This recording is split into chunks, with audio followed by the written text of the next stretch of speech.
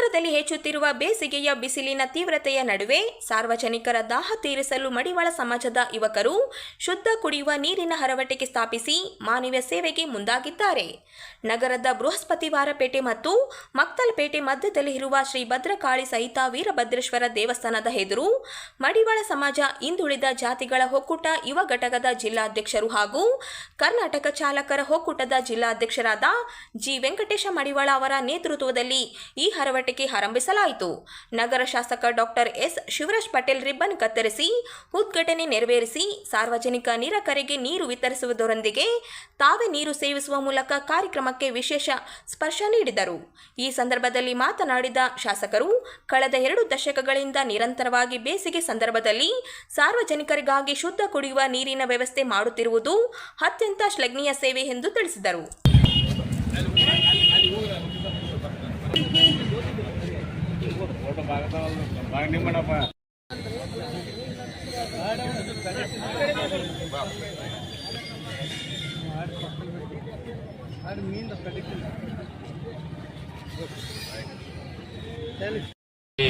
ರಾಯಚೂರಿನ ಬಡ ಜನರಿಗೆ ಅನೇಕ ಜನರು ರಸ್ತೆಯಲ್ಲಿ ಓಡಾಡ್ತಾ ಇರ್ತಾರೆ.